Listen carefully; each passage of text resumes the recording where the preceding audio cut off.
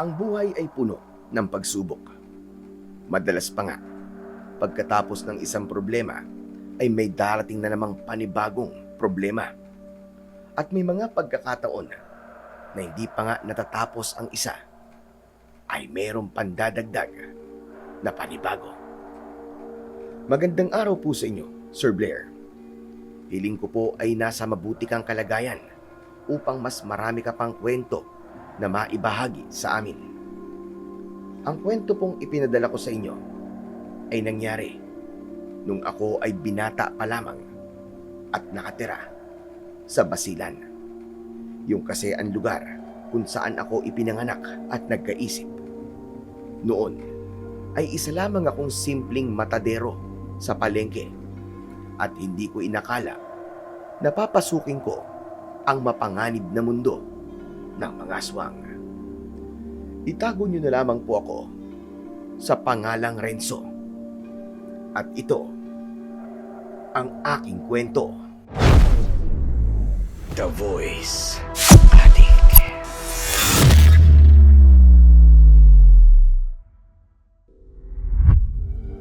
Hoy, Renzo! Totoo ba yung sinumbong sa akin ni Omar, ha? Na pinaghugas mo daw siya na pinagkainan kagabi? Alam mo bang galing sa pagbabasketball ang kapatid mo? Kaya hindi pwedeng mabasa ang kahit na anong parte ng katawan niya. Paano kung mabasma siya? O di kayo magkasakit? Ikaw bang mahihirapan sa pag-aalaga sa kanya? Di ba'y ako naman? Huwag ka magsinungaling, kuya. Totoo yung sinabi ko kay tatay. Alam kong malakas ang loob mong utusan ako kagabi kasi wala si tatay dito sa bahay eh. Tay, walang masama kung mabasa si Omar pagkatapos niya mag-basketball. Saka, nakapagpahinga na po siya nun eh. Napansin ko po kasi na hindi marunong sa mga gawaing bahay si Omar. Kaya dapat naman po matuto siya kahit papano. Tsaka hindi na po siya bata. Mali po kasi na hinahayaan nyo na hindi kumikilos dito si Omar sa bahay. Wala kang pakialam kung hindi ko pagawain ng mga gawaing bahay si Omar. Alam mo, sakitin niya kapatid mo, di ba? Kapag nagkasakit yan ng matindi, aba, gastos na naman ang aabutin natin. Kung kani-kanino naman ako mangungutang. Paano di po magkakasakit si Omar eh? Palagi ko po yung nahuhuli na naninigarilyo eh. Tapos, kung mag-inom pa yan, parang 10 ang kanyang atay. Ilang beses po ako nagigising sa gabi kapag umuwi si Omar ng lasing eh. Hindi niyo po ba alam yun? Palibasa kasi, ang lalim lagi ng tulog niyo. Tay, huwag ka pong maniniwala sa sinungaling na yan. Oo, minsan madaling araw na akong umuwi. Pero hindi naman po ako lasing, ano? Nanood po kasi kami ng pelikula sa bahay ni Tonton at ng mga kaibigan ko. Saka, huwag mo ang iniiba ang usapan dito, kuya. Ang pinag-uusapan natin dito ay yung pinaghugas mo ko ng pinagkainan ko kagabi. Kahit maghapon ako naglaro ng basketball, hindi ka na naawa. Yun na nga eh. Maghapon ka naglaro ng basketball kaya wala kang nagagawang tulong dito sa bahay. Kundi ako si tatay ang kailangan kumilos. Wala naman sanang problema kung tamad ka sa bahay eh. Pero sana man lang, maghanap ka ng trabaho. Aba, 25 ka na, Omar. At nakapagtapos ka ng high school. Marami kang trabahong pwedeng pasukan. Mas maganda kung magtatrabaho ka. Dahil sa totoo lang, hindi ko na alam kung paano pagkakasyain ng maliit na sinasahod ko sa palengke bilang isang matadero. Sandali nga, parang hindi ko yata gusto yung sinasabi mo, ah. Ano ba gusto mong palabasin, ha? Napabigat kami ng kapatid mo sa'yo? Hoy, Renzo, hindi porke ikaw lang ang may regular na trabaho dito, ay pagsasalitain mo na kami ng ganyan. Saka, kapag may kumukuha naman sa akin bilang karpintero, nakakapag-ambag din naman ako, sa mga gastusin dito, Tay, hindi po ganyan ang ibig ko sabihin. Ang sinasabi ko lang po, ay nasa ustong edad na po si Omar para magtrabaho. Ako nga po, hindi natapos ang high school eh. Nagtatrabaho. Si Omar pa po kaya na nakapagtapos kahit papano. Kung ayaw pang magtrabaho ng kapatid mo, ay huwag mong pilitin. Alam mo, mas mabuti pang umalis ka na at magpunta ka na sa palengke. At sa susunod, ayoko nang inuutusan mo si Omar, ha? Lalo na kapag pagod siya galing sa paglalaro ng basketball. Malay mo, maging sikat na basketball player tong kapatid mo balang araw. Eh di, kikita na siya ng malaking pera. Palibasa kasi pagkatay at paghiwa lamang ng baboy ang alam mo. wala kang alam sa sports. Pero tay, yung sinasabi niyong pagkatay at paghiwa ko ng karne ng baboy, yun ang bumubuhay sa atin. Aminin niyo man o hindi, mahihirapan kayo kung wala ako dito sa bahay. Laking gulat ko nang bigla akong sinuntok ni tatay. Tumama ang matigas niyang kamao sa kaliwang mata ko. Para akong nakakita ng napakaraming bituin sa lakas ng suntok niya. Hayop na to! Ang lakas ng loob mong manumbata! Ano ba pinagmamalaki mo, ha? Para sabihin ko sa'yo, dapat ka lang na magtrabaho at magbigay ng pera sa akin. Dahil ako ang tatay mo. Ako ang bumuhay sa'yo at nagpakain sa'yo nung maliit ka pa. Kundi dahil sa akin, wala ka sa mundong to, oy.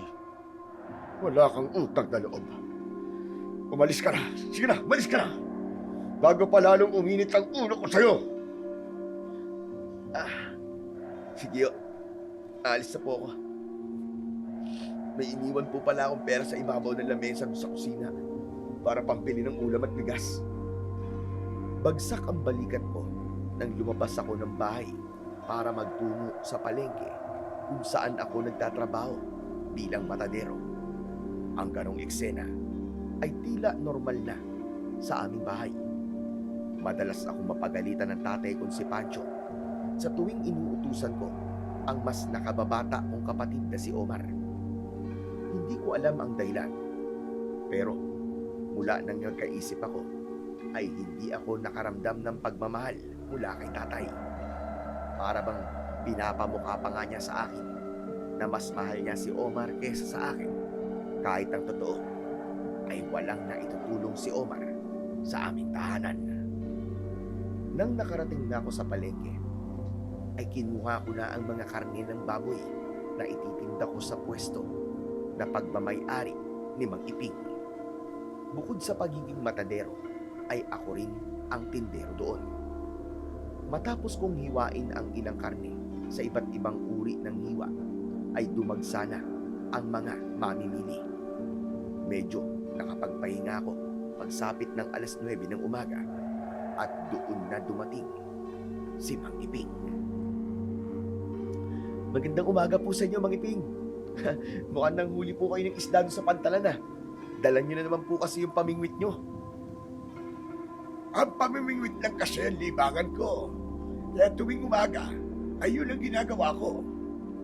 Pero malas ang araw na ito para sa akin. Dahil kahit dilis, ay wala akong nahuli. Aba, teka, ano ba nangyari dyan sa iyong mata?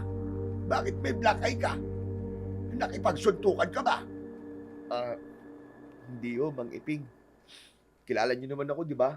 Di ko po ugaling makipag-away kung kani-kanino. Ay, sa bagay. Pero bakit ka nga nagkaroon ng black eye?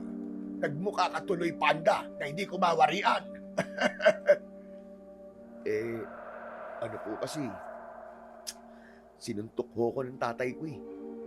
Nagkasagutan po kasi kami, tapos may nasabi po ako na hindi niya nagustuhan. Yun, binuntal ako. Ito, inabot ko. Ay nako, yung si Pancho talaga. Hindi pa rin nagbabago. Hindi ko na mabilang kung ilang beses ka na niyang sinaktan. Si Omar na naman ba dahilan? Yung batugan mong kapatid na walang ginawa, kundi ang maglaro ng basketball, imbis na maghanap ng trabaho. Ganun na nga po, Mang Iping. Si Omar nga po ang pinagsimulan ng pagtatalo namin ni tatay. Pero huwag na po natin pag-usapan yun. Sanay naman na po ako sa ginagawa sa akin ni tatay. Kasi, mas mahal naman po talaga niya si Omar para sa akin. Kasi siguro dahil bunso, di ba ganun naman talaga? Mas dapat nating pag-usapan yan ngayon, Renzo. Tama-tama, walang bumibili. Nararamdaman ko kasi na matagal mo nang gustong ilabas kung ano ang nariyan sa loob mo. Matagal na tayo magkakilala at siguro naman ay may tiwala ka na sa akin. Para na rin kitang apo, Renzo. At nasasaktan ako kapag nalalaman ko na may mga taong hindi ka tinatrato ng tama sa kabila ng iyong kabutihan. Hala, sige na. Sabihin mo na sa akin kung anong gusto mong sabihin. Mapagkakatiwalaan mo ko, Renzo. At wala kang dapat na ikahiya sa akin. Ano po kasi? Hindi ko po kasi maintindihan kung bakit hindi ko po maramdaman na mahal ako ni tatay. Mula pagkabata, ay napansin ko kung iba po ang trato niya sa akin kumpara kay Omar. Ako po yung anak na kailangan palaging may mapatunayan, habang si Omar, yung anak naman na kahit na anong gawin, ay siya pa rin ang palaging mas magaling sa paningin ni tatay. Hindi po ako nakikipagkumpetensya kay Omar. Pero Mang Iping, hindi ko po maiwasang questioning kung bakit parang napakalaki po ng galit ng tatay ko sa akin. Kapag may mali si Omar, pinapalampas niya lang. Pero kapag ako nagkamali, kahit maliit, para bang napakalaking kasalanan na nagawa ko. Minsan nga po naiisip ko kung may nagawa ba akong masama para tratuhin niya ako ng ganun. Matagal ko nang napapansin yan. Kahit ako, alam kong hindi patas ang pagtrato ni Pancho sa inyong dalawa ng kapatid mo. Pero gusto kong malaman mo na may mga taong kagaya mo na iniisip na nasa kanilang problema. Kaya hindi sila tinatrato ng tama. Pero ang totoo, nasa tatay mo talaga ang problema. Hindi ko sinasabing masamang tao si Pancho, pero malinaw na may pagkukulang siya bilang isang ama. Nakakapagod na po kasi Mang Iping. Araw-araw kong pinapatunayan na may silbi ako. Gigising ako ng maaga para magtrabaho. Nag-aabot ako ng pera sa bahay. Kapag may kailangan si Omar, ako pa minsan na nagbibigay. Pero parang wala pa rin, alam niyo. Ay nako, minsan nga naiisip ko, baka kung mawala ako mas matutuwa pa sila Ano ka ba naman? Wag na wag mong iisipin na mas mabuti pang mawala ka. May silbi at halaga ka. Tignan mo nga ang sarili mo. Masipag ka, mabuti kang tao, at higit sa lahat ay tumutulong ka sa pamilya. Hindi nababawasan ang halaga mo dahil hindi lang yun nakikita ni Pancho. Pero kung hindi ka na talaga masaya sa sitwasyon mo sa bahay niyo, ay pwede kang umalis at mabuhay ng mag-isa. Baka sa ganoong paraan ay mahanap mo ang payapang buhay na gusto mo. Hindi ko po kayang gawin yun kasi kapag iniwan ko po sila, mahihirapan po sila. Ako po kasi ang mag-isang nagtatrabaho sa amin At si tatay, minsan lang po siya magkaroon ng trabaho bilang karpintero. May pagkakataon kasi na makikita ng isang tao ang halaga mo kapag iniwanan mo sila. Pero kung hindi mo kayang iwanan sina Pancho at Omar, ikaw ang bahala. Basta, huwag mong kakalimutan na unahing mahalin ang sarili mo. Huwag mong hayaan na saktan ka ng mga tao dahil ang mahal mo sila. Isa pa, matuto kang mag-ipon para sa sarili mo. Dahil baka kapag ikaw na ang nangailangan, wala ka nang mahuhugot. Nang muling nagsunod-sunod ang mga bumibili, ay naputol na ang pag-uusap namin ni Mang Iping. Habang nagtatrabaho, ay hindi ko magawang ituon ang atensyon ko sa aking ginagawa. Paulit-ulit ko kasing narinig ang mga sinabi ni Mang Iping at naisip ko na baka nga tama siya. Baka kapag umalis ako sa bahay, ay makita ni na tatay ang importansya ko sa buhay nila ni Omar. Ngunit nang maisip ko na mahihirapan sila kapag ginawa ko yun, ay agad kong binura sa utak ko ang pag-iwan ko sa kanila. Hapon na nang nakauwi ako sa bahay. Wala roon sina tatay at Omar at wala akong ideya kung nasaan sila. Gusto ko sana magpahinga, pero dahil tambak ang hugasin sa batalan, ay inuna ko muna yung gawin. Maya-maya pa, ay dumating na sina tatay at Omar. Masaya silang umupok sa sala habang tumatawa. Napakagaling mo talaga maglaro ng basketball, anak. Biruin mo, kalahati ng puntos ng team nyo ay ikaw ang gumawa. Hindi na talaga nakapagtataka na darating ang araw na magiging professional basketball player ka. Ituloy mo lang yan, anak. At palagi akong nakasuporta sa'yo. Sa totoo lang, Tay, pangarap ko talaga yan eh. Kaya nga ginagalingan ko talaga kapag may laban ako. Nakita mo naman, Tay, ang daming babae ang tumitili. Nung nakita ko, aba, nagkikikilig pa nga eh. Napansin ko nga rin yun, anak. Pero kanino ka pa ba magmamana? Kundi sa akin, di ba? Alam mo yung nanay mo, nakuha ko yung kasi nakita niya ako kung paano ako maglaro ng basketball. Kaya panigurado, makikilala mo ang mapapangasawa mo dahil sa paglalaro ng basketball. Pagkatapos kong maghugas ng pinagkainan, ay inilabas ko mula sa aking lumang bag ang sinahod ko. Lumapit ako kay tatay at inabot ko sa kanya ang pera na agad naman niyang kinuha. Teka, bakit ito lang? Parang kulang yata to. Binabawasan mo ba to? Opo. Bumawas lang po ako ng 100 sa sinahod ko ngayong linggo. At ano naman gagawin mo sa 100 piso? May bibiling ka ba? Pwede bang wag muna ngayon dahil nag-iipon ako ng pambili ng bagong rubber shoes na kapatid mo? Malapit na masira yung ginagamit niyang sapatos sa paglalaro ng basketball. Nasa na yung 100? Akin na nga! Wala po akong bibilin. Pero nagsisimula na po kasi ako mag-ipon para sa sarili ko, tay. Ano ka mo? Nag-iipon para saan? Wala po akong tiyak na paggagamitan. Pero gusto ko po mag-ipon ng pera na masasabi ko sa akin talaga. Napansin ko po kasi na wala akong ipon at importante po na meron akong sariling pera para sa biglaang gastos o kaya naman kapag nagkaroon ng emergency. Napaka-arte mo. May emergency kapag nalalaman. Ano ka, ospital? Hindi ka pwedeng magtabi ng pera dahil lahat ng sinasahod mo ay kailangan natin dito sa bahay natin. Napakaliit na nga na sinasahod mo tapos babawasan mo pa. Pambihira ka naman. May paraan po para madagdagan ang budget natin sa mga gastusin. Pagtrabahuin niyo po si Omar. Ang sabi po sa akin ni Aling Tonya ay meron pong hiring dun sa hardware sa bayan. Naghahanap po sila ng tatao ron. Kahit high school graduate po, tinatanggap po nila. Tay, ayoko po magtrabaho sa hardware. Nahihirapan ako ron eh. Panigurado magbubuhat ako ng mabibigat dun eh. Ayoko po ng ganun. Makakapagod yun. Huwag ka mag-alala dahil hindi kita pagtatrabahuin sa ganun. Alam mo ngayon kung nahihirapan ka, di ba? Kasi bunso kita. Walang madaling trabaho, Omar.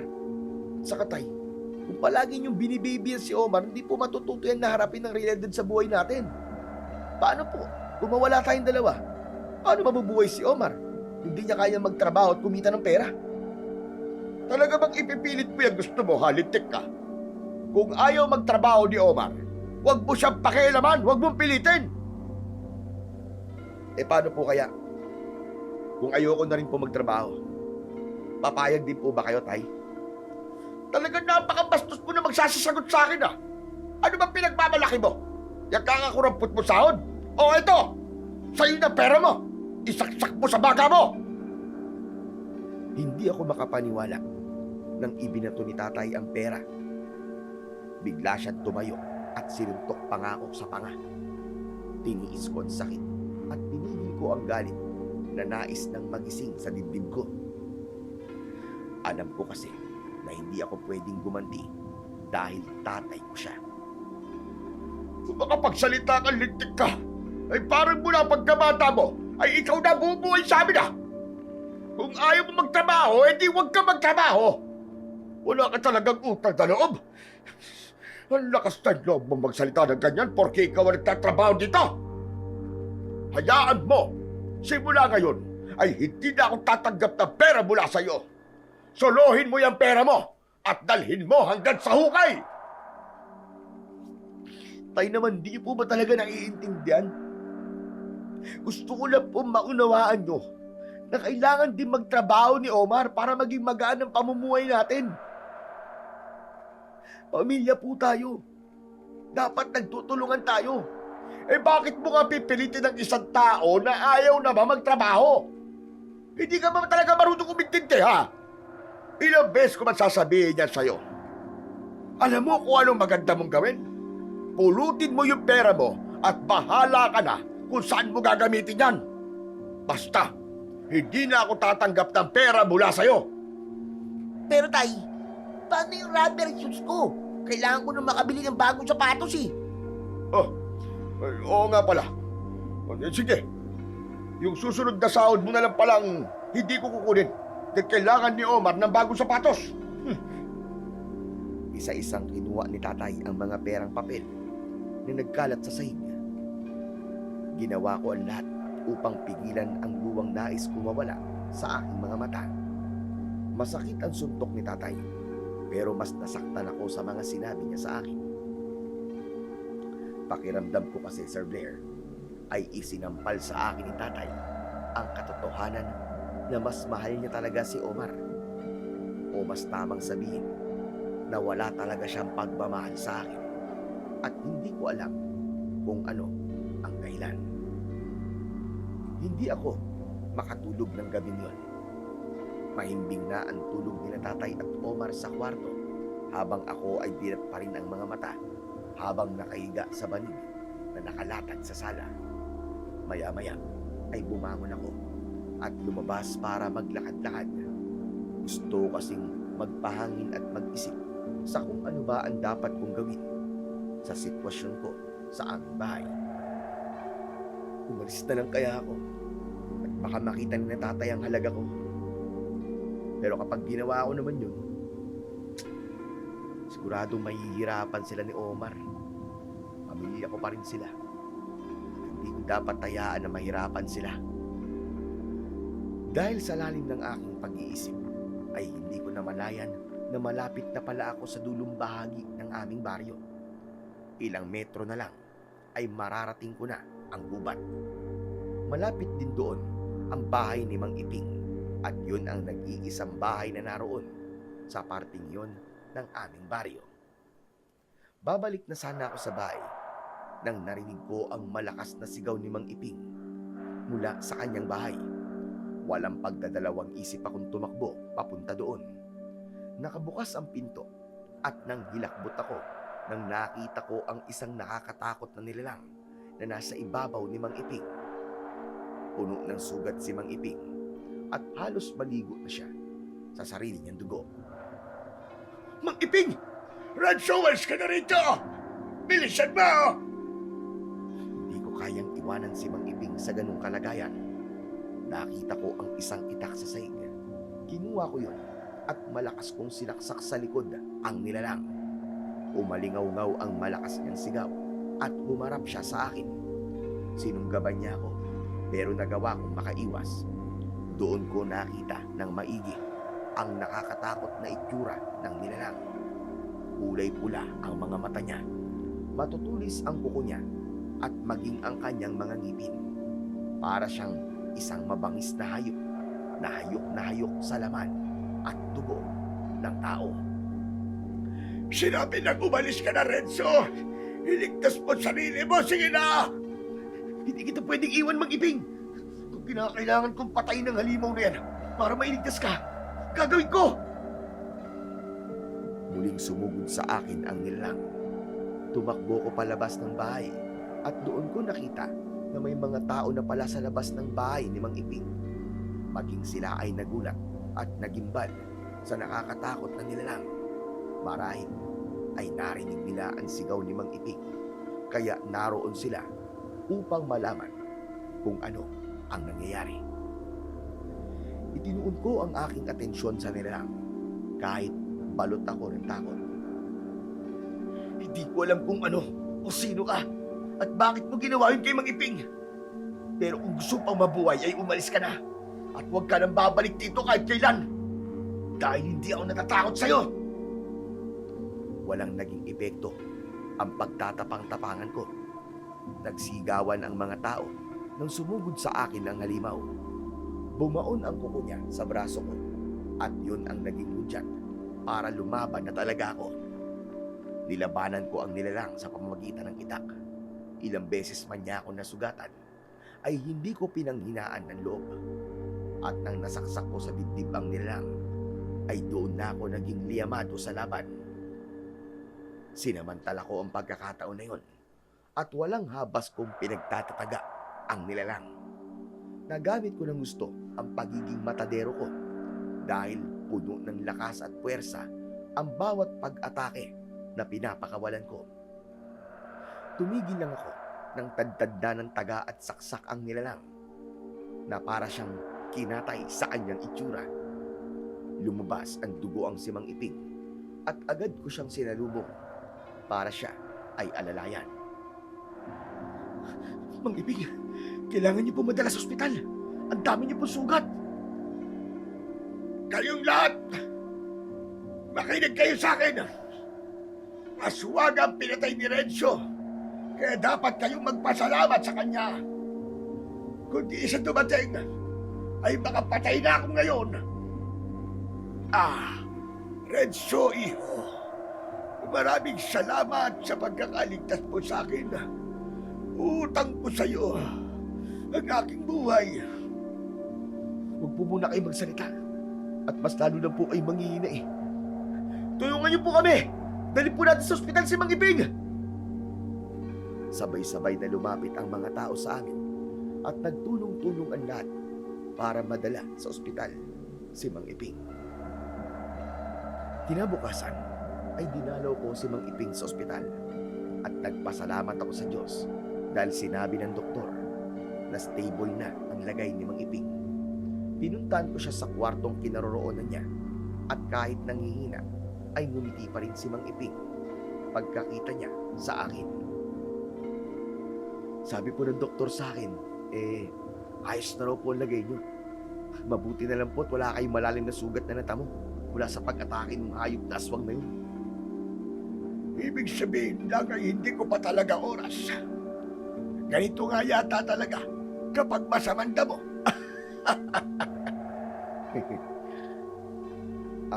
Mang Iping, hindi niyo pa po talaga oras dahil may kailangan pa po kayong gawin dito sa mundo. Napakasaya ko po, Mang Iping, dahil ligtas na po kayo. At yun ay dahil sa iyo, Renzo. Kung di ka dumating ay malamang nasa morgue na ako ngayon. Tapos baka mamaya i-embalsamuin ang katawan ko. Maraming salamat talaga sa iyo, Renzo. Mabuti po't nagpahangin ako sa labas kagabi at hindi ko namalayan na nakarating na pala ako malapit sa bahay niyo. Tapos yun nga, narinig ko po na sumigaw kayo. Sigurado po ako na sinadya po ng Diyos na lumabas ako ng ganung oras para mailigtas ko po kayo. Pero talaga po bang aswang yung umatake sa inyo kagabi? Oo, Renzo. Aswang iyo. At hindi ako pwede magkamali. Renzo, iyo. May itatanong ako sa iyo. Bakit parang ang galing mong makipaglaban sa aswang? Isa ka bang manunugis? Manunugis? Ano po yun? Yun ang tawag sa isang tao na may kaalaman sa pakikipaglaban sa mga aswang.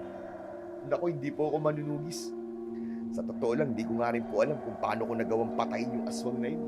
Kahit nga po ako, nagulat sa nagawa ko eh. Ang nasa isip ko po kasi kagabi, ay kailangan kong patayin yung aswang kasi kapag nabuhay pa siya, ay may posibilidad na umatake pa siya sa ibang tao sa lugar natin. Marami pa siyang mabibiktima.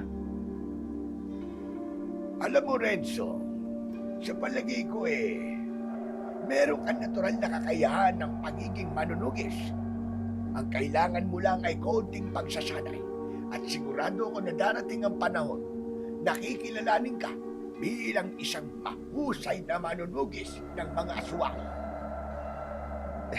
Wala po sa plano ko maging manunugis, Mang Iping eh. Pero Mang Iping, paano po pala nagkaroon ng aswang sa lugar natin? Doon na po ako nagkaisip pero kahit isang beses, wala po ako narinig ng mga tao na nagsasabi po na merong aswang. Tutal, iniligtas mo ko. Ay sasabihin ko na sa iyo ang totoo. Nung kabataan ko kasi, at hindi pa ako nakatira dito sa Basilan, ay isa akong manunugis ng aswang. Halos lahat ng miyembro ng aking pamilya ay manunugis. At ang aswang na umatake sa akin kagabi ay si Severino. Malaki ang galit niya sa akin dahil akong nakapatay sa asawa niyang isa ring aswang. Ibig sabihin, personal po ang dahilan ng pag-atake sa inyo ng aswang. Gusto niya kayong gantihan sa pagpatay niyo sa asawa niya. Ganun na nga. Pero hindi ko naman papatayin ang asawa niya kung hindi yun pumapatay ng mga inosenteng tao. Nang napatay ko ang asawa ni Severino, ay umalis na siya sa lugar namin kasama ang anak niya na sanggol pa lamang noon. Wala na kaming naging balita sa kanila at hindi na namin alam kung nasaan sila nagpunta. Ang akala ko nga ay ibinaon na ni Severino sa limot ang pagpatay ko sa asawa niya. Pero nagkamali pala ako. Sa palagay ko, ay hinintay niyang tumanda ako at maging mahina bago siya nagtangkang isagawa ang kanyang paghihiganti. At hindi siya nagtagumpay ng dahil sa iyo. Hindi ko po akalain na dati pa pala kayo nakikipaglaban sa mga aswang. Mas lalo po tuloy tumaas ang respeto ko sa inyo, Mang Iping. Dahil nagliligtas pala kayo ng mga tao mula sa mga aswang dati. Mang Iping, idol ko na po talaga kayo. Pero noon lang yun, nung bata-bata at malakas pa ako. Pero ngayon, ay hindi ko na kayang makipaglaban sa mga aswang. Nakita mo naman na nangyari sa akin ngayon. Kung malakas pa sana ako, malamang pantay ng 2 paa ng aswang na yon. Kahit na po, Mang Iping, sigurado po ako na hanggang ngayon, naaalala pa rin ng mga tao sa lugar nyo ang kabayanihan nyo. Gusto ko rin po magpasalamat kasi nagtiwala po kayo sa akin na ikwento po ang nakaraan nyo. Oo nga pala, Mang Iping, paano po pala ang pwesto nyo sa palengke? Sarado po ba muna yon habang nandito po kayo sa ospital? Nako, hindi pwedeng magsarado yun ng ilang araw at sayang naman ang kita. Ay, nako, total, at nandito ka na rin lang. Ay, sa'yo ko muna ipagkakatiwala ang tindahan ko ng karne ng baboy. Ikaw na ang bahalang bumili ng baboy at magtabi ng kita. Ilista mo na lamang ang mga dapat ilista. Wala pong problema, Mang Iping. Ako na po muna ang bahala sa pwesto nyo sa palengke. Ay, teka, oo nga po pala. Kailangan ko na po umuwi. Babalik na lang po ako ulit dito bukas para dalawin po kayo. Bago ko umalis, ay muling nagpasalamat si Mang Iping sa akin. Pagbalik ko sa aming baryo, ay nagulat ako dahil panay puri sa akin ng mga taong nakakasalubong ko. Sinasabi nila na napakagaling ko palang makipaglaban sa aswang at may ilan na tinawag akong mangangatay ng aswang. Alam ko na ikinonekta nila ang mga salitang yon sa pagiging matadero ko. Nang nakarating ako sa bahay, ay nakaupo sa sala sina Omar at si Tatay. Tay, na siya.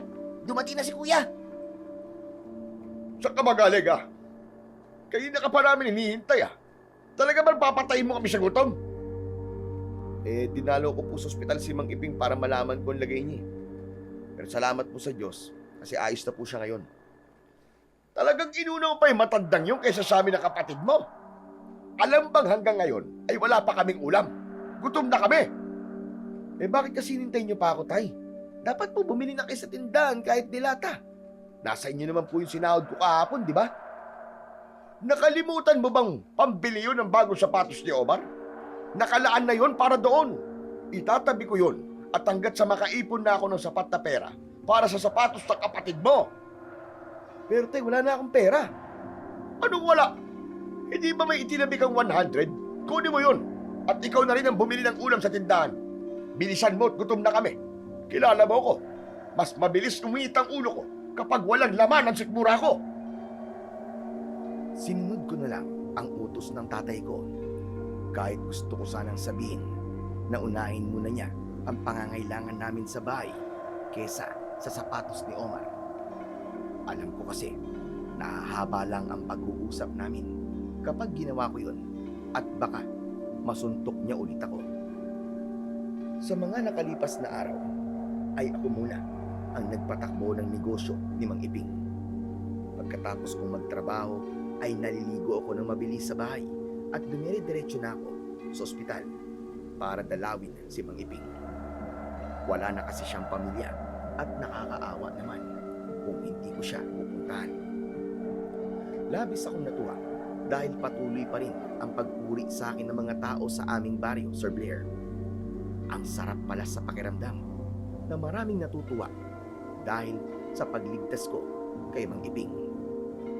Sa awa ng Diyos, makalipas ang mahigit 1 linggo ni Mang Iping sa ospital, ay nakalabas na siya. Ako ang sumundo at naghatid sa kanya pauwi sa bahay niya. Bago kami makarating sa bahay ni Mang Iping, ay may mangilang-ilang tao ang patuloy ang pagpuri sa akin. Pagdating sa bahay ni Mang Iping, ay tinulungan ko siyang makahiga ng maayos sa papag. Oo nga pala, Mang Iping, ako na po maglilinis sa mga sugat nyo at ako na rin po maglalagay ng gamot. May mga sugat po kasi kayo sa likod kaya mahihirapan po kayong maabot ang mga yun. Maraming salamat talaga sa iyo, Renzo. Hindi ko alam kung anong mangyayari sa akin kung wala ka. Tumatanaw lang po ako ng utang na loob sa inyo. Kayo lang po kasi nagtiwala sa akin nung naghahanap po ako ng trabaho. At wala pong tumatanggap sa akin dahil hindi po ako nakapagtapos ng pag-aaral. Ikaw rin po nagturo sa akin kung paano po maging matadero.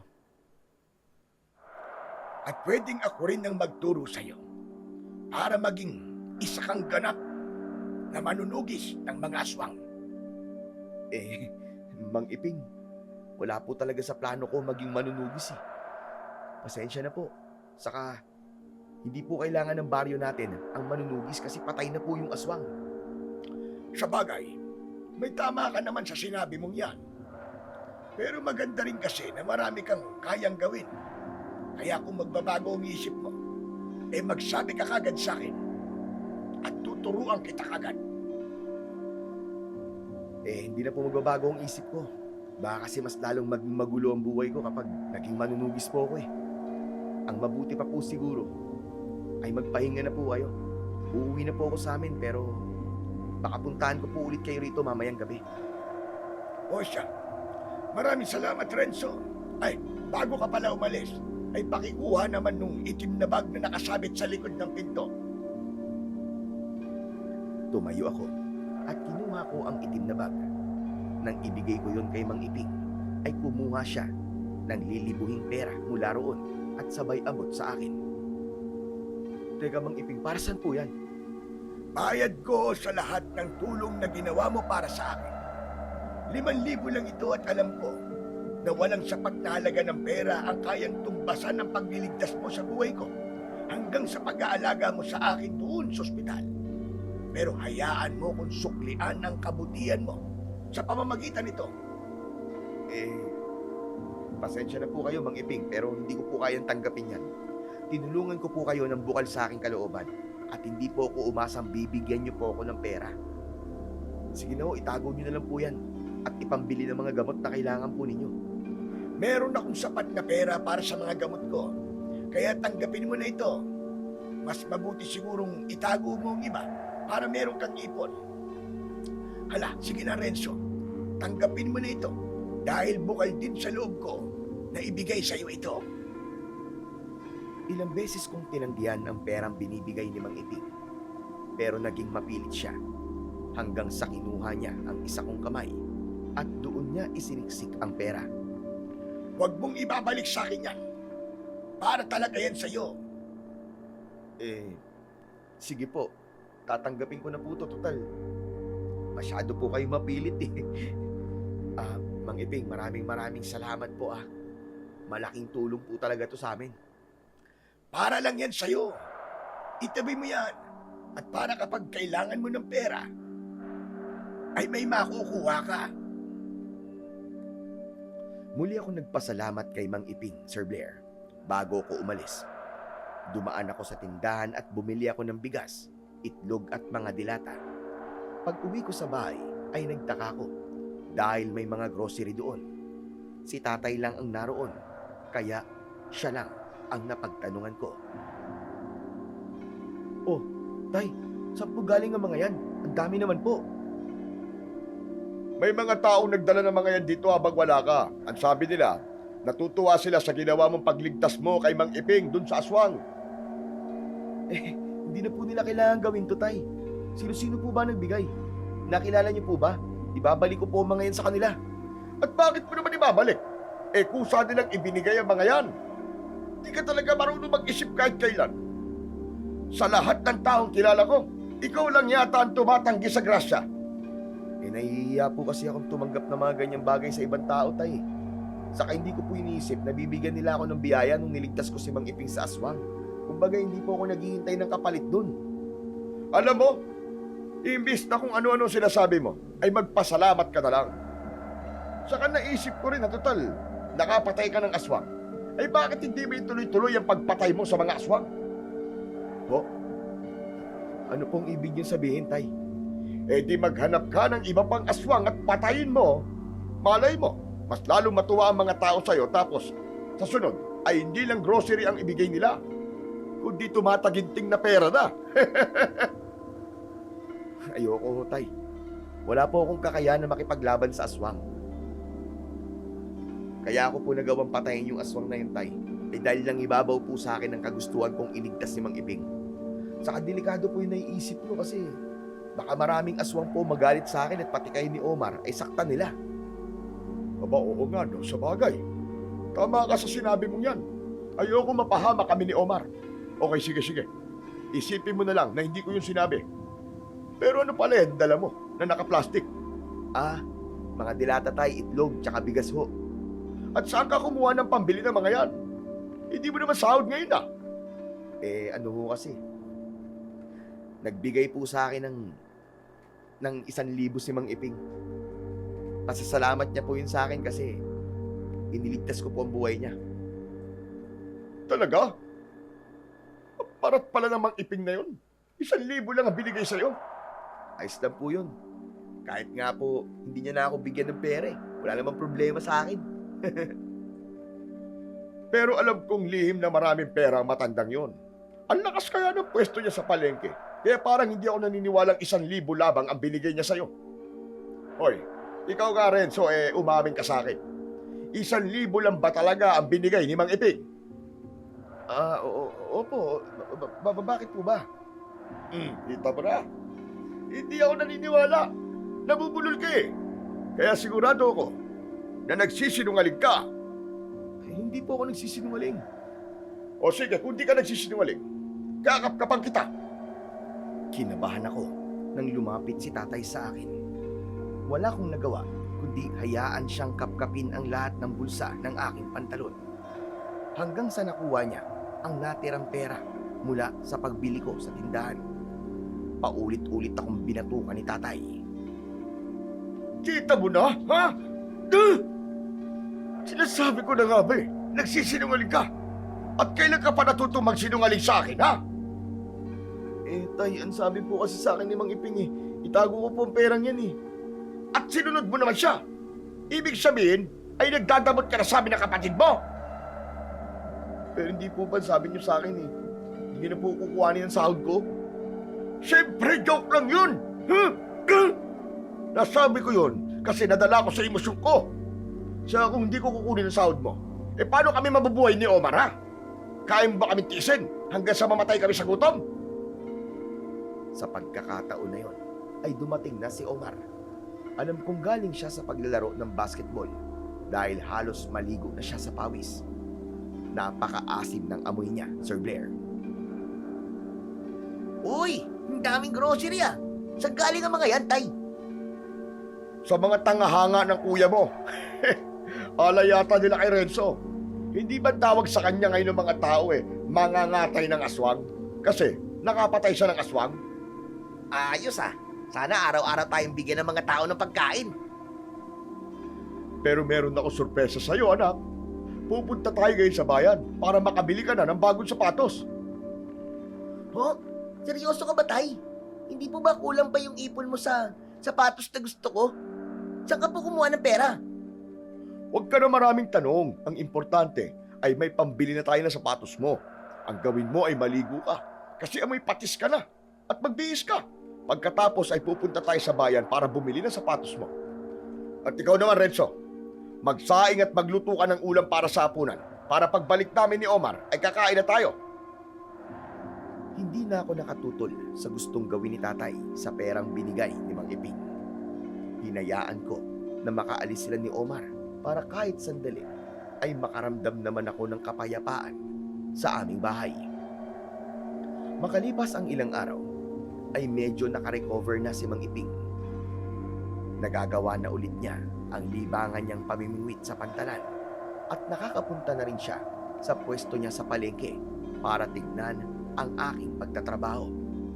Isang hapon, habang nagliligpit ako ng mga gamit para sana makauwi na ako, ay isang magandang dalaga ang dumating.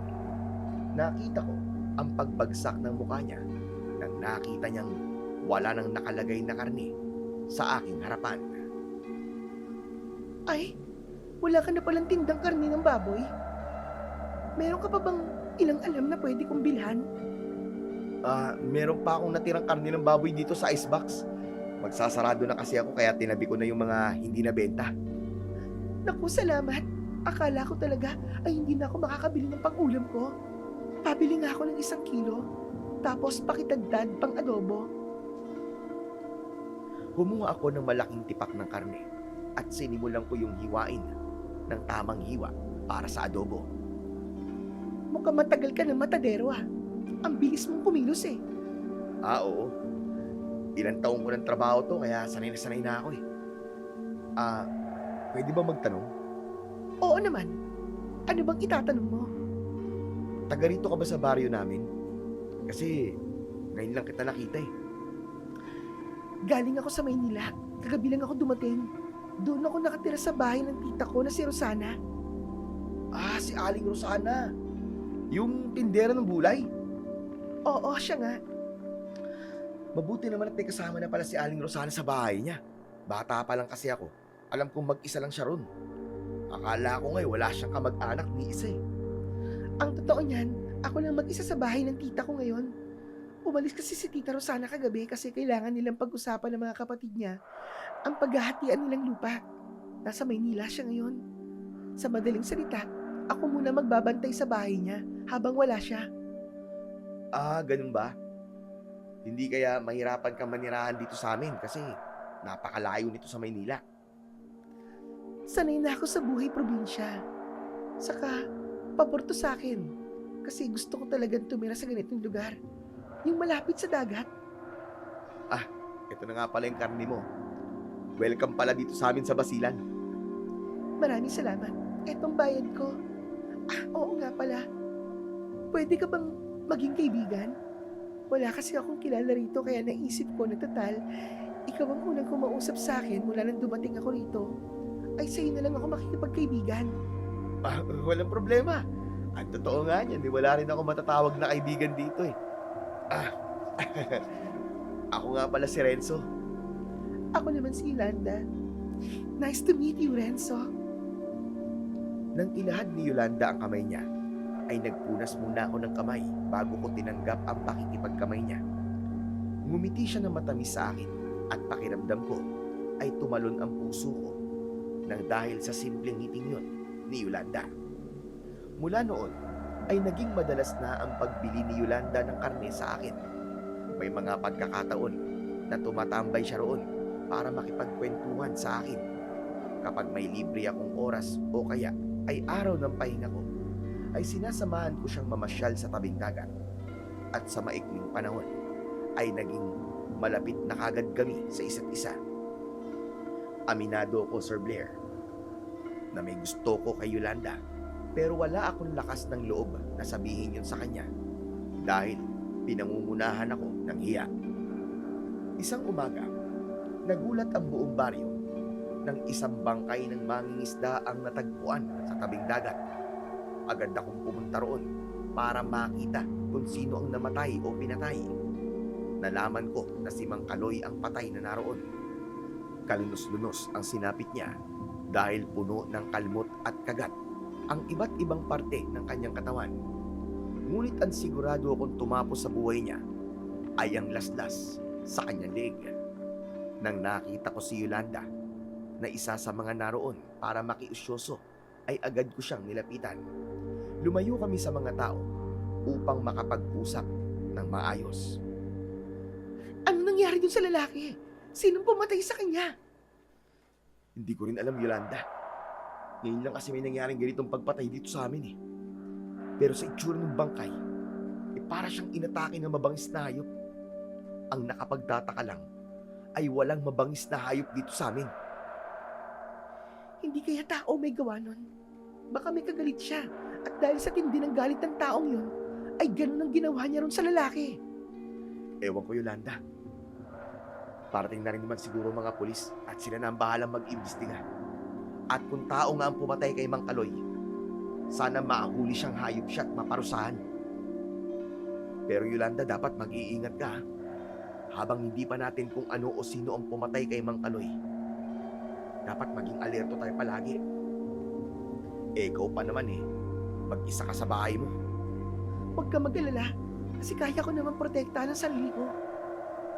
Magsasalita pa sana ako nang nakita ko si Mang Iping na papalapit. Nagpaalam ako sandali kay Yolanda at sinalubong ko si Mang Iping. Nakita ko ang bangkay ni Kaloy at sigurado ako na aswang ang pumatay sa kanya. Aswang? Sigurado po ba kayo, Mang Iping? Sigurado. At hindi ako pwedeng magkamali. Hindi ko na mabilang kung ilang beses na akong nakakita ng isang bangkay na pinatay ng aswang. Hindi po kaya buhay pa si Severino? Imposibleng buhay pa siya dahil sinunog ng mga tao ang katawan niya. Ibig sabihin ay ibang aswang ang pumatay kay Kaloy. Maaaring napadaan lang ang aswang na yun dito at ngayon ay wala na siya. Pero pwede rin nandito pa siya at nag-aabang kung sino ang sunod niyang magiging biktima. Sana naman napadaan lang talaga ang aswang na yun dito sa atin at hindi na masundan pa ang biktima niya. Kung sakali kasi na nagtatago ang aswang na yun at nandito pa rin siya, ay nasa panganib po tayong lahat, lalo na po at wala pong may kayang makipaglaban sa aswang. Ikaw naman po mahina na, Mang Iping. Kung pipilitin niyo pong makipaglaban sa aswang, ay baka kung ano pong mangyari sa inyo. Nakalimutan mo na yata ang sarili mo. Hindi ba? Nagawa mo ng pumatay ng isang aswang kahit wala kang pagsasanay. Tsamba lang po yun Sinuwerte lang po ako nung pagkakataong yun. Kaya ako po napatay yung aswang. Alam ko po sa sarili ko na sa susunod ay hindi ko na ulit yun magagawa. Natural sa iyo ang kakayahan mong makipaglaban sa aswang, Renzo. Dati ako manunugis, kaya alam ko yun. Ang kulang sa iyo ay tamang pagsasanay at tiwala sa sarili. At handa kong maging tagapagsanay mo kung kinakailangan. Ewan ko, Mang Iping. Pero natatakot po ako sa pwedeng mangyari sa oras sa pasukin ko po ang mundo ng manunugis at mga aswang. Hindi po ako natatakot para sa sarili ko kundi kina Tatay at Omar. Baka kasi kapag nakipaglaban ako sa mga aswang, malagay sa panganib ang buhay nila. Pero kung hindi mo tatanggapin ang pagiging manunugis, hindi lang ang tatay at kapatid mo ang manganganib, kundi tayong lahat. Kung walang tutugis sa aswang na yun, ay hindi siya mapapatay. Dilubyo ang mangyayari sa baryo natin, maniwala ka. Pero sige, bibigyan kita ng panahon para makapag-isip. Pag-isipan mo ang lahat, Renzo. Pero sana, ay huwag maging matagal ang pag-iisip mo. Dahil kung totoong nandito pa rin sa baryo natin ang aswang na pumatay kay Kaloy, ay malaki ang posibilidad na may mga susunod pang mamamatay. Sige, pag-iisipan ko po ng maigi ang bagay na yan, Mang Iping. Oo nga po pala. Meron po akong ipapakilala sa inyo, yung bago ko pong kaibigan. Yung ba yung babaeng kausap mo kanina bago ako dumating? Opo, si Yolanda po. Aba, teka, sandali. Asa na siya? Saan nagpunta yun? Mukhang nainip na yung kaibigan mo dahil medyo matagal tayong nag-usap. Kaya umalis na. Siguro nga po. Sayang. Gusto ko pa sanang makilala niyo si Yolanda Napakabait po niya Yung Yolanda ba na yun ay bago lamang dito sa lugar natin? Opo. Galing po siya na Maynila. Tita niya po si Aling Rosana. Umalis daw po kasi si Aling Rosana kasi meron pong aasikasuhin sa Maynila. Kaya si Yolanda po ang nagbabantay sa bahay ni Aling Rosana. Talaga? Pamangkin siya ni Rosana? Opo. Yun po ang sabi niya sa akin Bakit po ba? Sa pagkakaalala ko kasi, ay mag-isang anak si Rosana at wala na siyang kamag-anak. Kaya parang imposibleng pamangkin siya ni Rosana Kasi wala namang kapatid si Rosana. Hindi po ba meron naman pamangkin sa pinsan? Baka ganun po ang relasyon ni Yolanda kay Aling Rosana. Sa bagay, pwede nga yan sinasabi mo. O paano? Uwi na ako. Magkita na lang tayo sa palengke mamaya ha. At huwag mong kalimutan yung mga sinabi ko sa'yo. Pag-isipan mo maigi. Marahang tinapik ni Mang Iping ang balikat ko bago siya naglakad palayo. Nanatili ako sa kinatatayuan ko at tumingin ako sa mga taong patuloy na pinagkukuguluhan ang bangkay sa tabing dagat. May takot na lumukob sa akin dahil kung tama ang sinabi ni Mang Iping na nasa lugar pa namin ng aswang, ay siguradong sa mga susunod na araw ay may matatagpuan na naman kaming bangkay ng tao. Sa mga sumunod na araw ay nabalot ng takot ang aming lugar dahil sa nagkaroon ng hinala ang mga tao na aswang ang pumatay kay Mang Kaloy.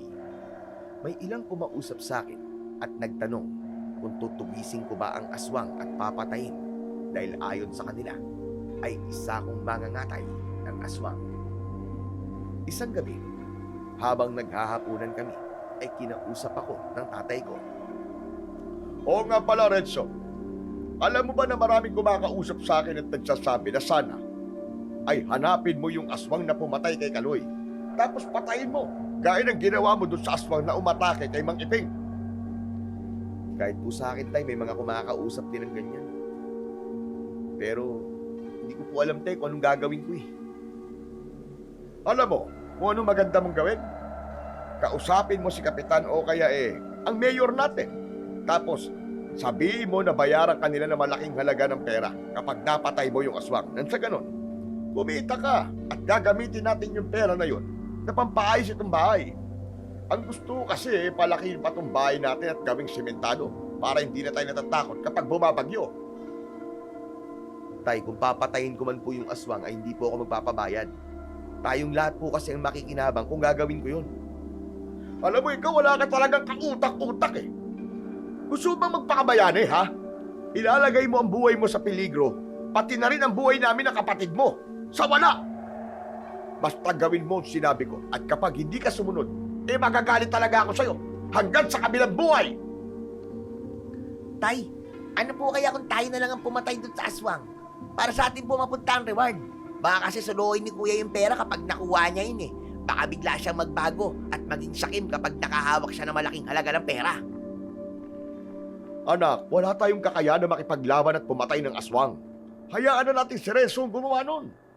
At para hindi maitakbo ni Renzo ang pera, ay sasamahan natin siya kapag kukunin niya na yon. Ewan ko, Tay, wala akong tiwala dyan kay Kuya. Hindi ba maraming tao ang binabago ng pera? Sa kung nagawa ni Kuya na pumatay ng aswang, sigurado ko, na kaya rin natin yun, lalo na't dalawa tayo. Kahit na dalawa tayo ay delikado pa rin, Omar, anak. Ayoko malagay sa peligro ang buhay natin. Hayaan na natin si Renzo ang gumawa nun, total. Kapag napahamak yan o kaya ay namatay, ay walang malulungkot para sa kanya. Sa bagay, tama ka sa sinabi mong yan, Tay. Kuya Renzo, pumayag ka na kasi. Isipin mo yung pera makukuha mo. Paniguradong malaki ang ibibigay sa'yo ni na Kapitan at Mayor. Lalo-lalo na si Mayor. Hindi ba? Ang tindi nun mamigay ng pera. Hindi muna ako nagsalita dahil alam kong hindi maganda ang lalabas sa bibig ko. Nagalit at nasaktan kasi ako sa sinabi ng tatay ko, Sir Blair. Harap-harapan pa naman. Hindi na sana ako magsasalita, pero tuluyan ang sumabog ang galit ko. Nang sandaling yon. Talaga, Tay? Ayos ah. Walang malulungkot kapag nawala ako. Siguro nga tama ka sa sinabi mo. Pero dapat ba talagang sabihin mo yan sa akin ng harap-harapan? Baka nakakalimutan mong anak mo rin ako. At hindi ako kung sino lang. Wala Tay, sumasagot na sa'yo. Patikimin mo nga na suntok yan. Suntokin mo sa nguso para bumusalsal. Manahimik ka, Omar, ha? Wala kang ambag sa bahay na to. Kaya wala kang karapatang bumoses dito. Hoy! Ano ba yung nangyayari sa'yo, ha? Sinasapian ka naman ng demonyo at ganyan ka na magsalita. Sinasapian? Hindi ko na kailangan sapian ng demonyo para magsalita ako ng ganito, Tay. Alam niyo kung bakit ako ganito magsalita ngayon? Dahil napakatagal ko nang nagtiis sa masasakit na salita niyong dalawa sa akin. Lalong-lalo ka na, Tay. Alam mo ba dahil sa magkaibang pagtrato mo sa amin ni Omar? Palagi kong tinatanong sa sarili ko, kung may nagawa ba akong malaking pagkakamali sa'yo para araw-araw mong iparamdam sa akin, hindi mo ako mahal. Na kaya lang ako nandito sa bahay, ay para buhayin kayong dalawa. Tapos sa bibig mo pa manggagaling na ayos lang na mamatay ako. Putya, anong klaseng ama ka? Manahimik ka na, ha? Huwag mong hintayin masagad ang pasensya ko sa'yo. Ang taas talaga ng tingin mo sa sarili mo porque maraming humahanga at pumupuri sa'yo ngayon. Para sabihin ko sa'yo, isa ka lang matadero sa palengke sa loob ng bahay na to. Ganun ka lang kaliit, ha? Ganun ka lang kaliit! At ang mataderong to, ang bumubuhay sa inyo. Alam mo, Tay, minsan gusto ko nalang isipin na hindi mo ako totoong anak eh. Naampun mo lang ako, kaya wala kang pagmamahal sa akin. Gusto mong malaman ang totoo? Ha? Gusto mong malaman ang totoo? Pwes, ito ang totoo. Tama ka, Renzo. Hindi kita totoong anak. Kahit isang patak ng dugo ko ay walang dumadaloy dyan sa ugat mo. Natigilan ako sa sinabi ni Tatay. Hinintay ko siyang bawiin niya ang kanyang sinabi. Pero hindi yun nangyari. Nangilid ang luha ko dahil naramdaman kong seryoso si Tatay sa binitiwan niyang mga salita. Maya-maya pa ay paulit-ulit akong umiling habang walang tigil na naglandas ang luha ko sa aking pisngi. Hindi. Hindi totoo yan. Nagsisinungaling ka lang, Tay. Alam mo, hindi lang ikaw ang matagal lang nagtitiis, kundi ako rin. Matagal ko nang tinitiis na makasama sa iisang bubong ang bunga ng pagkakasala ng nanay mo sa akin. Hindi kita anak, Renzo. At alam mo kung sino tatay mo, ha? Yung kabit ng nanay mo. Anak ka ng nanay mo sa ibang lalaki. Kaya huwag kang magtaka kung bakit hindi kita tinatrato ng gaya ng pagtrato ko kay Omar. Hindi mo alam kung gaano kahirap sa akin ang makita ka araw-araw. Dahil araw-araw ko rin naalala ang pagtataksil ng nanay mo kahit matagal na siyang patay. Atay, pwede bang pakiabot naman yung kanin? Nagugutom pa ako eh. Manahimik ka nga muna dyan. Talagang naisip pang magpaabot ng kanin sa nangyayari ngayon. Eh, nagugutom pa talaga ako eh. Sige, mag-away lang kayo dyan at kakain lang ako dito. Siguro nga po, hindi kayo ang tatay ko. Pero ikaw po, ang itinuring kong tatay mula nung nagkaisip ako. Kaya para sa akin, ikaw pa rin ang tatay ko. Kahit kailan ay hindi kita itinuring na anak, Renzo. At kahit anong gawin mo, kahit habang buhay ka magtrabaho para sa amin ni Omar, ay hindi magbabago ang tingin ko sa'yo. Ikaw pa rin ang bunga ng kalandian ng nanay mo. Kaya ngayon, alam mo na ang katotohanan. Wala ka ng dahilan para tumira sa bahay na to. Alam kong mahihirapan kami ni Omar kapag nawala ka rito. Pero wala akong pakialam. Tapos na akong magtiis na makasama ka sa iisang bahay. Lumayas ka na! Layas! Ayoko, Tay. Hindi ako aalis. Hindi ko po kayo kayang iwanan. Ayaw mo talagang umalis? Ha? Eh di ako magpapaalis sa'yo! Tumayo si Tatay at binuksan niya ang aparador. Kinuha niya mula roon ang mga damit ko at itinapon niya sa labas ng bahay. Pinagtulakan niya ako palabas hanggang sa natumba ko at nahigaan ko ang mga damit kong nagkalat sa lupa. Huwag ka nang babalik dito kahit kailan dahil wala nang dahilan para bumalik ka rito. Hindi kita anak at kahit kailan ay hindi kita ituturing na anak. Isipin mo na lang na patay na kami. Matapos yun, ay isinarado ni Tatay ang pinto. Ilang segundo akong nakatulala bago ako kumilos para pulutin ang mga damit ko. Hindi na ako nagpumilit pang pumasok sa bahay dahil ramdam ko na sumabog na rin ang galit at pinanakit na matagal na itinago ni Tatay sa akin. Naglakad ako, nadala ang mga damit ko papunta sa bahay ni Mang Iping. Siya lang kasi ang pwede kong puntahan ng oras na yon. Pumatok ako sa pinto ng bahay ni Mang Iping at hindi nagtagal ay pinagbuksan niya ako. Aba, Renzo, ano nangyari sa'yo at dala mo mga damit mo? Mang Iping, pwede po ba dito muna ako makituloy sa inyo? Pinalayas po kasi ako ni tatay sa amin eh. Ano ka mo? Sige. Walang problema. Pumasok ka. Pagpasok sa bahay ni Mang Iping, ay umupo ako sa sala. Nakatulala ako dahil hindi pa rin ako makapaniwala sa mga nalaman ko. Nang tanungin ako ni Mang Iping kung bakit ako pinalayas ni tatay, ay sinabi ko sa kanya ang buong katotohanan. Labi siyang nagulat at hindi makapaniwala nang isiwalat ko na hindi ako totoong anak ng tatay ko at anak ako sa pagkakasala ng aking nanay.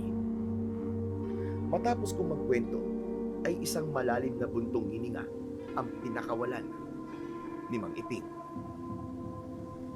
Ngayon ay naiintindihan ko na kung bakit walang pagmamahal si Pancho sa'yo. Wala siyang kamor-amor sa'yo. Dahil hindi ka pala niya totoong anak. Oo, masakit na mapagtaksila ng asawa. Pero sana naman ay maisip ni Pancho na wala kang kinalaman sa kasalanan na yun ng nanay mo. Inosente ka, Renzo. Bunga ka lang ng pagkakamali. At hindi mo piniling ipinanganak sa mundong ito. Pero huwag ka mag-alala. Dahil bukas ang bahay ko sa'yo. Pwede kang manatili rito hanggat kailan mo gusto. Maraming salamat po, Mang Iping. Kayo po talaga ang unang pumasok sa isip ko na pwede kong hinga ng tulong. Pero sana mapatawad ako ni tatay kasi para sa akin, siya pa rin ang tatay ko. Kung kinakailangan ko po lumuhod ako sa harap niya at magmakaawa, gagawin ko. Basta't napatawad niya lang ako. Sinabi na ngang wala kang kasalanan eh. Kaya walang dahilan para gawin mo yung sinasabi mo. Ang kailangan mangyari ay matanggap ni Pancho na wala kang kasalanan sa ginawang pagtataksil ng nanay mo sa kanya. Ang problema lang ay hindi natin pwedeng pangunahan ng tatay mo. Hindi pwedeng ipilit natin sa kanya na tanggapin kanya ulit sa bahay niyo. Hayaan nating kusa niyang mapagtanto ang lahat at sigurado ako na darating ang panahon na makakauwi ka rin ulit sa inyo. Sana nga po, Mang Iping. Sana nga po. Kung ako sana ang masusunod eh. Ayokong iwanan sila tatay at Omar eh kasi mahihirapan sila nang wala ako. Kahit po kasi nakapagsalita ako sa kanila ng masasakit na salita. Mahal ka pa rin sila. Mabuti kang tao. Kaya alam ko na darating ang panahon na magiging maayos din ang lahat. Basta't huwag mong kakalimutang magdasal palagi sa ating Panginoong Diyos at magtiwala ka sa kung anong plano niya para sa'yo. Sa ngayon, ay mas mabuting umiwas ka muna kay Pancho at Omar dahil baka hindi makabubuti para sa iyong tatlo kung magkukrus ang landas ninyo. Maya-maya ay nagtungo na kami ni Mang Iping sa nag-iisang kwarto sa bahay niya. Kasya ang 2 tao sa higaan na naroon, kaya magkatabi kaming humiga roon. Nakatagilid ako at nakatalikod kay Mang Iping upang maitago ko sa kanya ang pagluha ko. Hindi pa rin kasi ako makapaniwala na hindi ko pala totoong tatay, si Tatay Pancho. Nang mga sumunod na araw, ay pinilit kong gawin ang sinabi ni Mang Iping. Pero kahit na anong pagkumbinsi ang gawin ko sa aking sarili na huwag mag-alala kay Tatay at Omar, ay hindi ko magawa.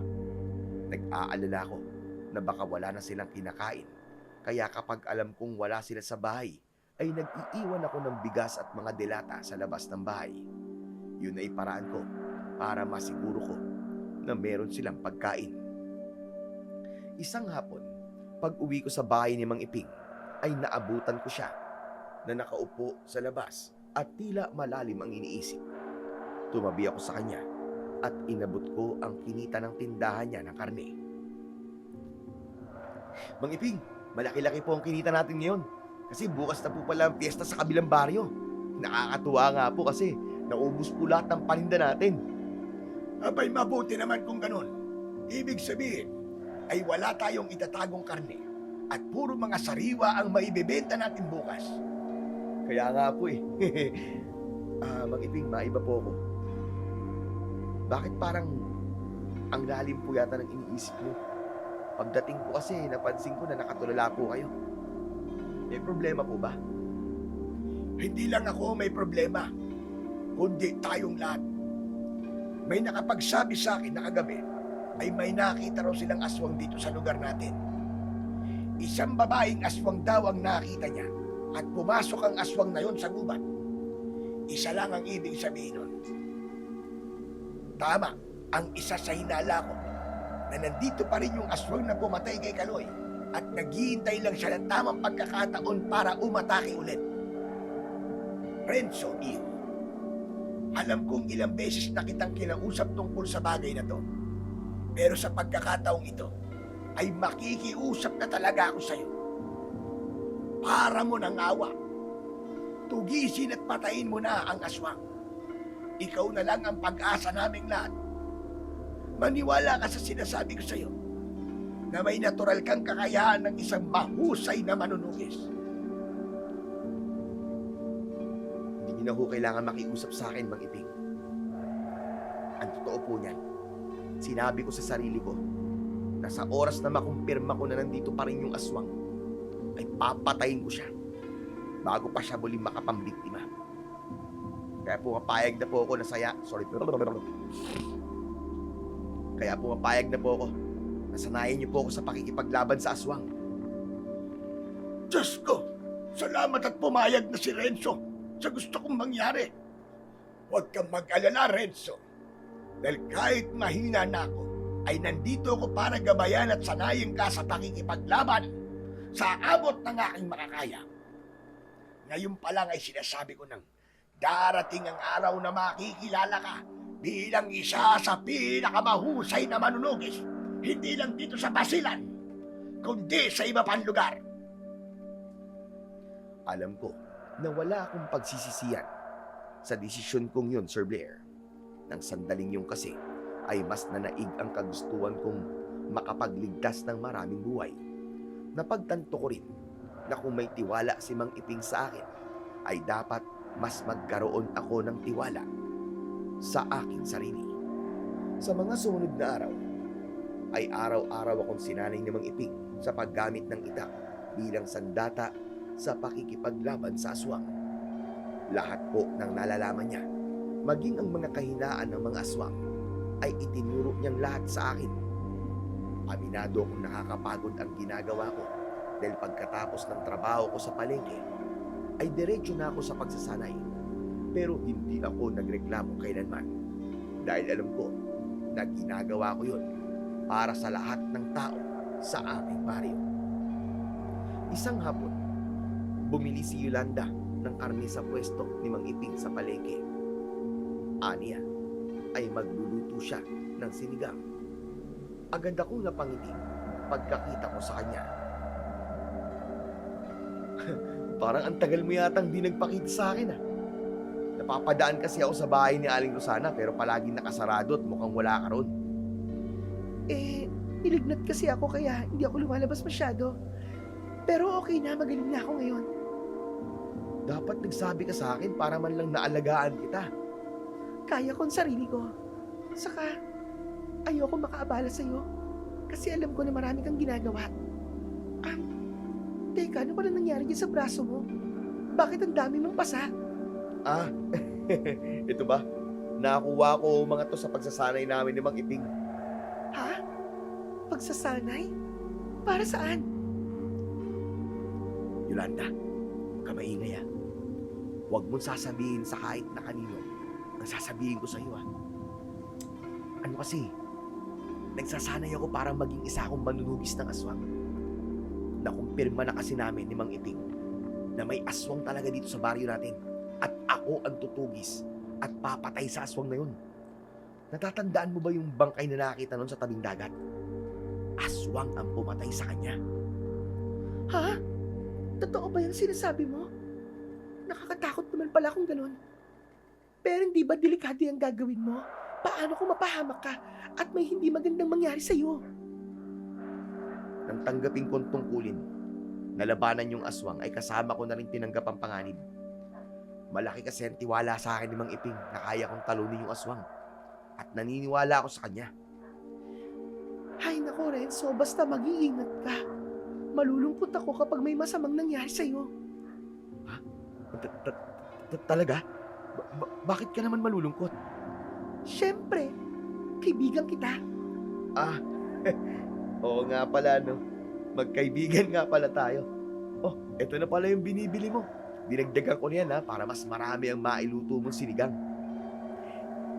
Salamat Ang lakas ko talaga sa'yo. Hayaan mo mamayang gabi. Dadalang kita ng sinigang ko para matikman mo.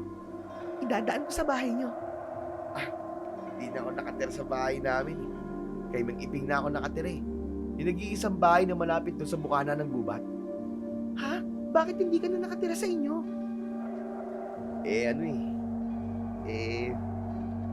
Pinalayas na ako ng tatay ko sa bahay namin eh. Kaya nakikituloy muna ako kay Mang Iping. Pero saka ako nasasabihin sa'yo yung dahilan kasi mahabang kwento yun eh. Naku, nakakalungkot naman yan. Alam ko kasi na mahal mo ang pamilya mo at masakit para sa'yo na pinalayas ka ng tatay mo. Ipagdadasal ko na lang na sana kung ano man yung problema nyo ay maayos na sa lalong madaling panahon. Maraming salamat, Yolanda. Gumaan ang nararamdaman ko dahil sa mga sinabi mo. Walang anuman. O paano? Aalis na ako. At bibili pa ako ng pangsahog na gulay sa sinigang ko. Pupuntahan na lang kita sa bahay ni Mang Iping mamaya. Sige, Yolanda. Hintayin kita.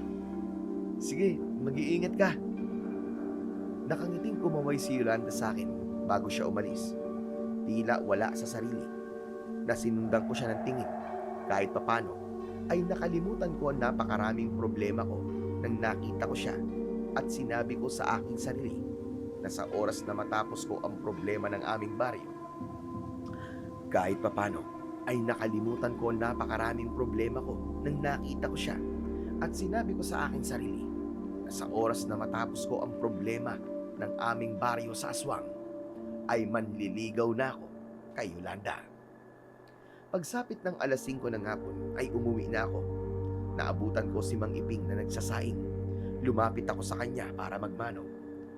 Inabot ko na rin sa kanya ang perang kinita ko sa maghapon. Ano palang gusto mong ulam natin mamaya? Wala kasi akong maisip na pwedeng lutuin. Yung mga gulay na lang po na nasa lamesa. Igisa na lang po natin para mabilis maluto. Ako na rin po magluluto pagkatapos nyo po magsaing para makapagpahinga po kayo. Saka, naalala ko po, dadalan po tayo ni Yolanda dito ng sinigang na baboy mamaya. Tamang-tama po, meron po tayong sabaw. Hindi ba yun yung sinasabi mong bago mong kaibigan? Mabutit pupunta siya rito para naman ni makilala ko na siya. Sige o, ipapakilala ko po kayo sa kanya mamaya.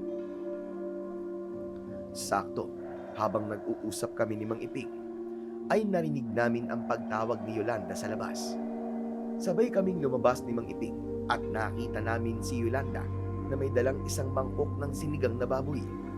Nakapatong ang mangkok sa pinggan para hindi siya mapasok. Agad kong ipinakilala sina Mang Iping at Yolanda sa isa't isa. Aba, napakaganda naman pala nitong kaibigan mo, Renzo. Nandiligaw ka na ba dyan kay Yolanda? Hindi po, magkaibigan lang po kami. Eh sa pagkakaibigan naman nagsisimula ang lahat. Sa kabagay kayong dalawa. Ikaw ba, Yolanda? Ay wala ka bang nararamdaman para kay Renzo? Yolanda, hindi mo kailangan sagutin ang tanong ni Mang Iping. Nagbibiro lang siya. Pasensya ka na talaga ha. Okay lang. Oo nga pala, ito na yung ipinangako kong sinigang. Ako nang kukuha at ako na rin na magdadala sa loob para makapag-usap pa kayong dalawa. Lumapit si Mang Iping kay Yolanda. Habang kinukuha niya ang mangkok, ay hindi sinasadyang nahawakan niya ang kamay ni Yolanda at napansin ko na natigilan si Mang Iping. Naglaki ang mga mata niya habang nakatingin kay Yolanda. Nang tila na himasmasan si Mang Iping, ay kinuha na niya ang mangkok at walang inig siyang pumasok sa bahay. Nag-usap pa kami ng sandali ni Yolanda at nang medyo dumidilim na, ay nagpaalam na siya. Pagpasok ko sa bahay, ay naabutan ko si Mang Iping na palakad-lakad sa kusina na para bang meron siyang malalim na iniisip. Mang Iping? Okay ka lang ba? Yung Yolanda na yon, bantayan mo siya. Bantayan? Bantayan po saan? Ibang pakiramdam ko sa kanya. Nang nawakan ko ang kamay niya, ay bigla kong nagkaroon ng kutob na isa siyang aswang. Ano ho? Si Yolanda? Aswang? Mang Iping naman. Imposible po yan sinasabi nyo. Paano po magiging aswang si Yolanda? Basta, naramdaman ko lang. Kaya nga sinasabi ko, nabantayan mo siya. Magmanman ka sa kanya mamaya at alamin mo kung tama ba itong kutob ko. Sige o. Susundin ko po ang sinabi nyo pero sana po mali po kayo ng kutob. Hindi ko po kasi talaga nararamdaman na aswang po si Yolanda dahil napakabait po niya eh. Marami sa mga aswang ang magaling magpanggap upang maitago nila kung ano talaga sila. Kaya mag-iingat ka at huwag mong hayaan na patuloy kanyang linlangin kung totoo ngang aswang siya. Kinabahan ako sa sinabi ni Mang Iping tungkol kay Yolanda. Ipinagdasal ko na lang na sana ay hindi siya totoong aswang, Sir Blair. Dahil kung aswang nga si Yolanda, ibig sabihin ay wala akong magagawa kundi ang labanan at patayin siya para sa kapakanan ng mas nakararami. Matapos namin magapunan ni Mang Iping, ay naghanda na ako sa pag-alis upang magmanman kay Yolanda. Umalis ako na may nakasabit na itak sa aking bewang. Nagtungo ko sa labas ng bahay na tinutuluyan ni Yolanda at nagtago ako sa likod ng isang malaking puno. Matyaga akong naghintay doon hanggang sa maya-maya ay lumabas si Yolanda. Malalaki ang hakbang niya at tila nagmamadali. Sinundan ko si Yolanda habang nagtataka ko kung saan ba siya pupunta. Pumasok siya sa gubat at hanggang doon ay sumunod ako sa kanya. Mabilis akong nagtago sa likod ng isang malaking puno nang huminto sa paglalakad si Yolanda. Alam kong kanino mo pa ako sinusundan, Renzo. Kaya lumabas ka na sa pinagtataguan mo. Wala akong ideya kung paano nalaman ni Yolanda na nakasunod ako sa kanya. Pero dahil alam na niyang sinusundan ko siya, ay lumabas na ako sa aking pinagtataguan. Yolanda, pasensya na kung sinusundan kita. Nag-aalala kasi ako na baka kung anong mangyari sa iyo eh. Nag-aalala? O gusto mong alamin kung tama ang sinabi sa'yo ni Iping na isa akong aswang? Huwag ka na magtaka kung bakit alam ko ang mga pinag-usapan nyo nung umalis ako. Alam ko na noong nahawakan ni Iping ang kamay ko, ay naramdaman niyang isa akong aswang. Ha? Ang ibig mo sabihin eh, isa ka talagang aswang, Yolanda? Oo, tama ka. Isa nga akong aswang. Ha? Pero imposible. Ang sabi mo ipamangking ka ni Aling Rosana, di ba? Sigurado ako na hindi aswang si Aling Rosana. Kaya paano kang naging aswang? Hindi ko kadugo ang matandang Rosana na yon. Ang totoo, pinatay ko siya at itinapon ko sa malayo ang bangkay niya para meron akong bahay na magagamit habang nandito ako. At alam mo ba kung bakit ako nandito? Dahil sa iyo, Renzo. Ikaw ang dahilan kung bakit kailangan kong magpunta sa lugar na ito. Ikaw ang pumatay sa tatay ko. Kaya naman, papatayin din kita. Si Severino? Siya ang tatay mo. Ikaw yung sinabi sa akin ni Mang Iping na sanggol na kasama ni Severino na umalis sa lugar ni Mang Iping. Kung ganun, isa kang aswang. Hayop ka. Niloko mo kaming lahat. Lalo na ako. Hindi kita mapapatawad. Wala akong pakialam kung di mo ako mapapatawad. Isa pa, ang Iping na yon. Pagkatapos kitang patayin, at ang tatay at kapatid mo, ay siya naman ang isusunod ko. Hindi ako papayag na idamay mo ang mga taong mahalaga sa akin. Ano kaya gagawin mo kapag sinabi ko sa'yo na nasa gubat na ko ang tatay at kapatid mo? Mas lalo ka kayang magagalit kung sasabihin kong bihag ko sila? Hayop ka. Walang iya ka. Nasaan sila? Makikita mo lang sila kapag napatay mo ako. Pero sa palagay ko, ay hindi na mangyayari yon. Dahil ano ba nilaban ng isang kagaya mo sa aswang na katulad ko? Tatay mo nga napatay ko. Ikaw pa kaya? Kung ano ang ginawa ko sa tatay mong aswang, ay gagawin ko rin sa'yo. Hayop ka! Papatayin kita, Renzo! At sisiguraduhin ko na kahit sa impyerno, ay pagsisisihan mong pinatay mo ang tatay ko! Sa isang kisap mata, ay nag-anyong aswang kagad si Yolanda.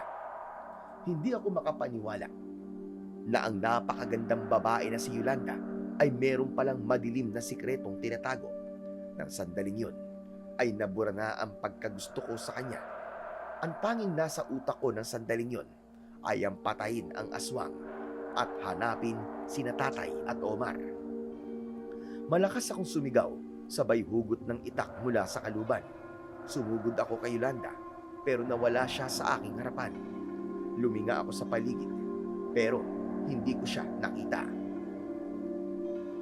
Nasaan ka? Nasaan ka? Magpakita ka sa akin at huwag kang duwag! Kung inaakala mo na mapapatay mo ako, gaya ng ginawa mo sa tatay ko, ay nagkakamali ka. Mas mabilis at mas malakas ako sa kanya. Hindi mo ako kaya, Renzo! Sa oras na makita kita, sisiguraduhin kong yun na ang magiging katapusan mo! Laking gulat ko nang biglang sumampas sa likod ko ang aswang.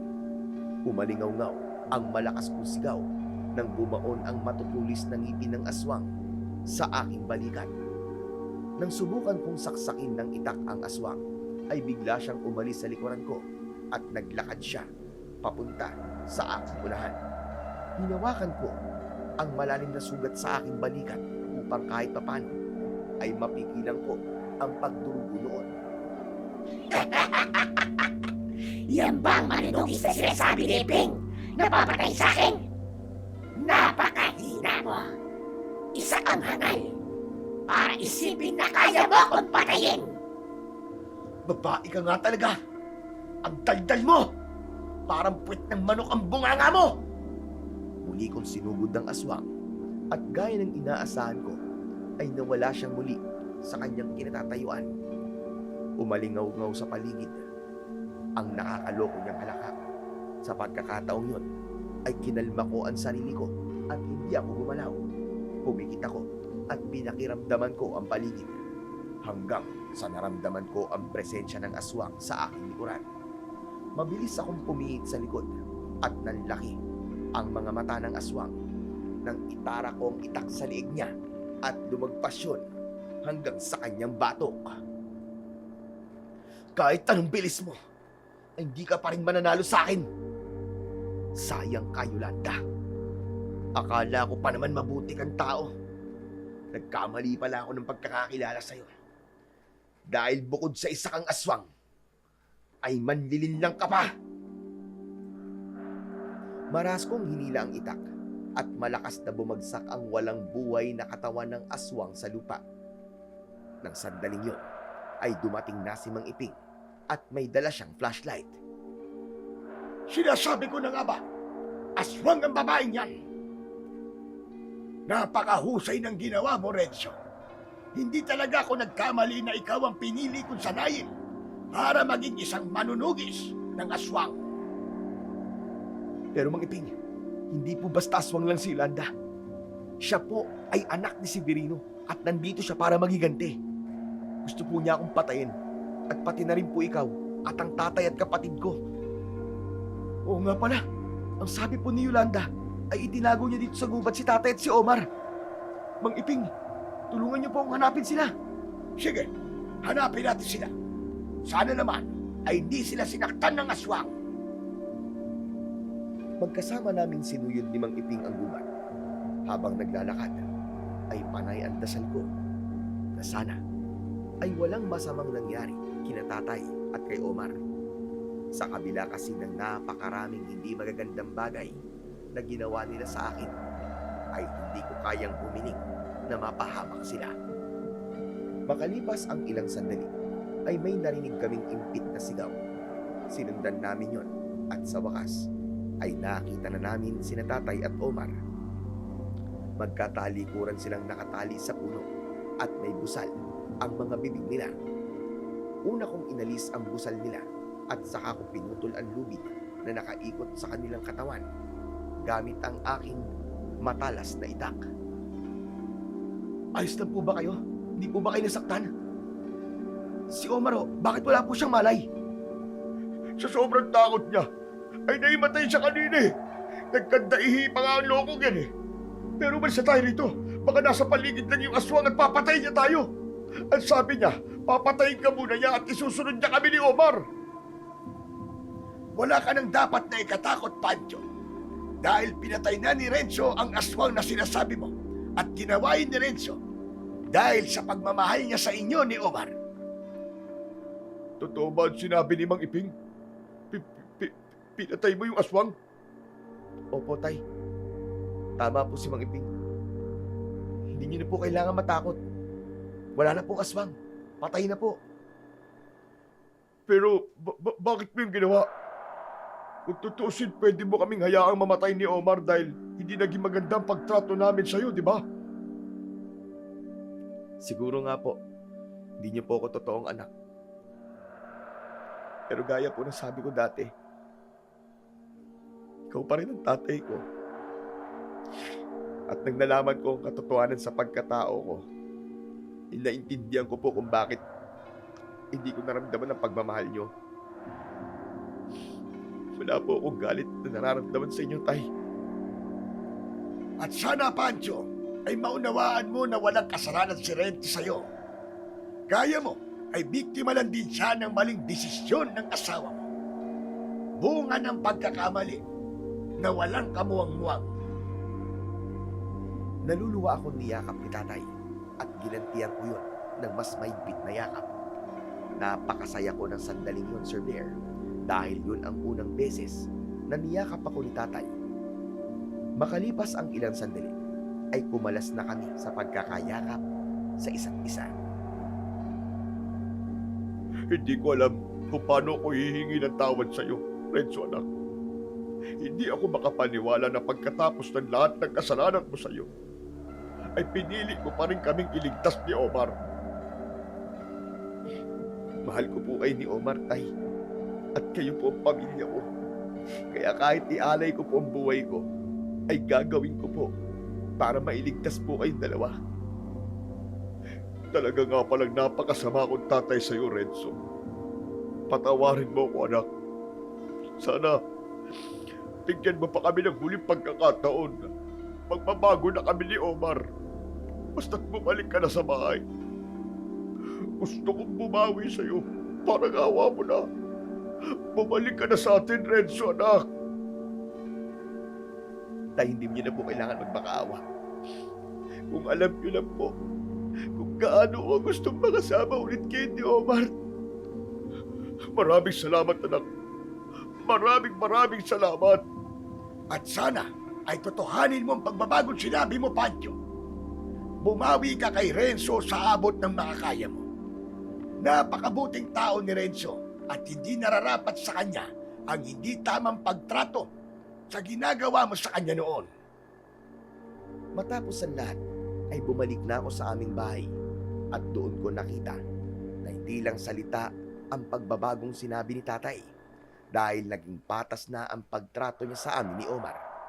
Si Omar naman ay kusa na nagtrabaho upang makatulong sa mga gastusin sa bahay at doon ko naramdaman ang pagmamahal na matagal ko nang hinahanap. Samantala, natagpuan ng mga tao sa gubat ang katawan ni Aling Rosana at binigyan nila ito ng maayos na libing.